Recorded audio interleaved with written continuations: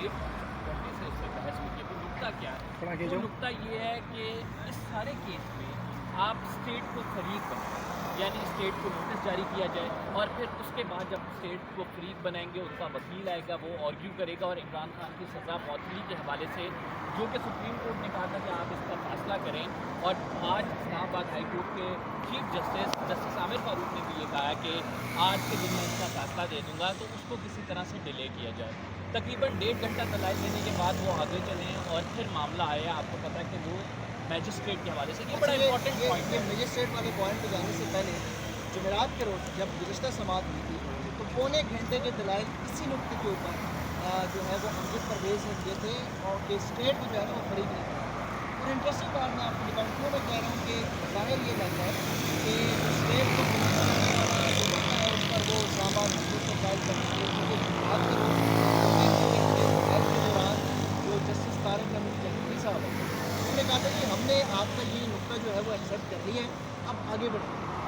आज की समाअत में दोबारा उसी नुक्ते के ऊपर दलाइल से आगाज़ हुआ है और चीफ जस्टिस आमिर फारूक जो हैं वो सवाल कर रहे हैं, दूसरी तरफ से जवाब आ रहा है, क्लैरिटी बनाने की कोशिश की जा रही है। मैं आगे कुछ नहीं कहता, लेकिन ये गुज़िश्ता समाअत में भी ये हुआ था और आज जो है वो दोबारा उसी स्टेट को इन्वॉल्व करने का मकसद ये है, स्टेट को इन्वॉल्व जब बात करेंगे तो स्टेट अपना वकील करेगी। ये तो आपका आर्गूमेंट समझ है ना।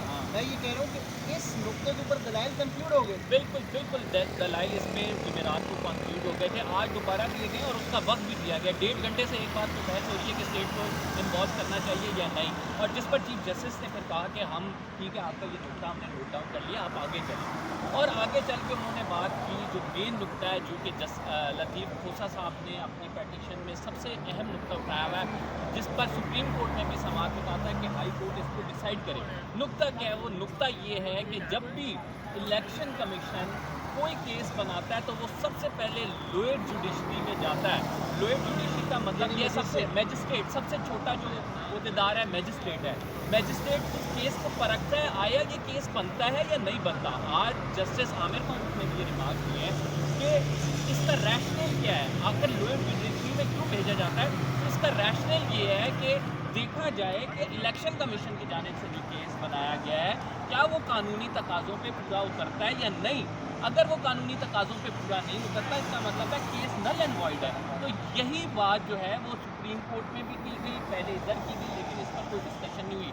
आज जस्टिस आमिर फारूक ने कहा कि ये हमने इस मामले को देखना है कि ये अगर हमारे पास मजिस्ट्रेट के पास केस आता है तो उसका रैशनल ये था कि वो परखता है कि बनता है या केस या नहीं, जबकि ऐसा नहीं हुआ। इसके क्रॉस आर्गूमेंट में अमजद परवेज़ साहब जो इलेक्शन कमीशन के वकील हैं उन्होंने ये कहा कि 1975 से लेके रोपा कानून के तहत अभी तक जो केस बनते आए हैं वो डायरेक्ट ट्रायल कोर्ट के पास आ रहे हैं और उस कोर्ट जो है वो मैजिस्ट्रेट उनको नहीं पर। देखिए ये ऐसा मामला ही है कि मैं इस प्लॉट के ऊपर का जो है वो बढ़ा दूँ और इसकी एनओसी मेरे पास है।